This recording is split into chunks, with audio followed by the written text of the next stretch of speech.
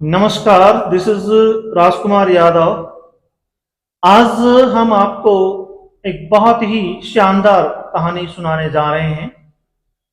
कहानी है सिकंदर और भारतीय आयुर्वेद की। बहुत ही शानदार कहानी है और हम आशा करते हैं कि आप इस कहानी को लास्ट तक जरूर सुनेंगे और देखेंगे कि किस तरह से धन्वंतरी देवी सिकंदर के गले में आकर बैठ जाती है। ये कहानी आपको सुनाने जा रहे हैं। ये उस समय की बात है जब सिकंदर भारत विजय की यात्रा पर था। तो क्या हुआ, व्हाट हैपेंड, सिकंदर बहुत ज्यादा बीमार हो जाता है। बहुत ज्यादा बीमार हो जाता है सिकंदर। बीमार हो जाता है तो उसकी सेना के अंदर जो भी डॉक्टर्स लोग थे वो सिकंदर का इलाज नहीं कर पाते हैं। अब वो नहीं कर पाते हो तो कि उन्होंने भारतीय आयुर्वेद के बारे में भी सुना हुआ था। तो उसने एक बहुत ही प्रसिद्ध वैद्य को बुलाया, भारतीय वैद्य को अपने पास बुलाया और भारतीय वैद्य ने सिकंदर की नाड़ी देखी और नाड़ी देखने के पश्चात सिकंदर से कहा कि हाँ, मैं आपके लिए औषधि बना सकता हूं और आप ठीक हो सकते हैं। अब वैद्य जी ने अपनी औषधि जो है वो तैयार की। तैयार करने के बाद जैसे ही वैद्य जी औषधि तैयार कर रहा था, आयुर्वेद की देवी धन्वंतरी वैद्य जी के सामने आकर खड़ी हो गई। वैद्य जी ने हाथ जोड़कर आयुर्वेद की देवी धन्वंतरी को प्रणाम किया और कहा, देवी मेरे लिए आदेश। धन्वंतरी ने कहा, वैद्य जी आप इस शैतान के लिए दवाई ना बनाए।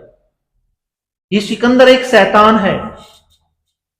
इसने लाखों बेगुनाह लोगों का कत्ल किया है और आप ऐसे कातिल, ऐसे मर्डर इंसान की दवाई ना बनाए। हमारे वैद्य जी ने कहा कि देवी आपकी बात तो सत्य है कि आदमी कातिल है और एक हत्यारा है और एक शैतान है, इसमें देयर इज नो डाउट।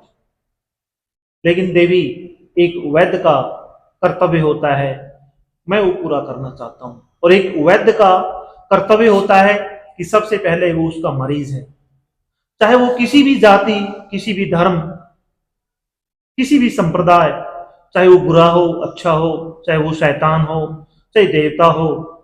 सबसे पहले एक वैद्य के सामने उसका कर्तव्य होता है कि वो उसका मरीज है और मैं इसके लिए दवा बनाऊंगा। तो देवी वहां से, धन्वंतरी देवी वहां से गायब हो जाती है कहते हुए कि तुम अपने कर्तव्य का पालन करो। अब क्या होता है, वैद्य जी ने दवा तैयार कर ली। सिकंदर को बुलाया गया कि आप दवा ले सकते हैं। सिकंदर ने वैद्य जी से कहा कि क्या आपकी दवा सुरक्षित है, क्या मैं इसे ले सकता हूं, मुझे कोई हानि तो नहीं पहुंचेगी। अब वैद्य जी ने पता है क्या कहा, वैद्य जी ने बड़े शांत भाव से उत्तर दिया कि मेरा धर्म और ज्ञान मुझे किसी को नुकसान पहुंचाने की अनुमति नहीं देता है और आप इसे बड़े निडर भाव से इस दवा को आप ले सकते हैं, बड़े निडर होकर के। और कहते हैं कि जैसे उस शैतान सिकंदर ने वो मेडिसिन की ड्रॉप जो है ड्रॉप तैयार की थी, वो ड्रॉप जैसे ही सिकंदर ने ली, लेकिन एक बात उसने, वैद्य जी ने सिकंदर से कह दिया था कि सिकंदर साहब, ये दवाई आपके गले से नीचे उतरना बहुत जरूरी है। यदि ये दवा, क्योंकि वो धन्वंतरी देवी का इशारा समझ चुका था, यदि ये दवा आपके गले से नहीं उतरी तो आप नहीं बच सकते, कोई दुनिया की ताकत आपको नहीं बचा सकती। और यदि ये दवा आपके गले से नीचे उतर जाती है तो कोई दुनिया की ताकत आपको मार नहीं सकती।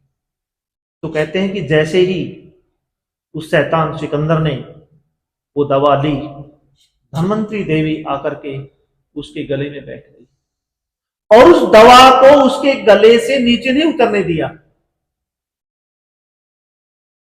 और इस तरह उस शैतान सिकंदर का दास्ता की इस धरती से जो है ना खात्मा हो गया।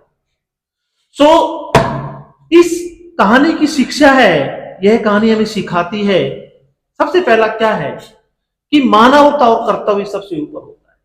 क्योंकि एक वैद्य के लिए, एक डॉक्टर के लिए, एक चिकित्सक के लिए उसका पहला कर्तव्य है कि उसका धर्म, और उसका धर्म है अपने मरीज की रक्षा करना। एक चिकित्सक के लिए एक मरीज के कर्तव्य के बारे में कि किस तरह के एक कर्तव्य होता है एक डॉक्टर का अपने मरीज के प्रति।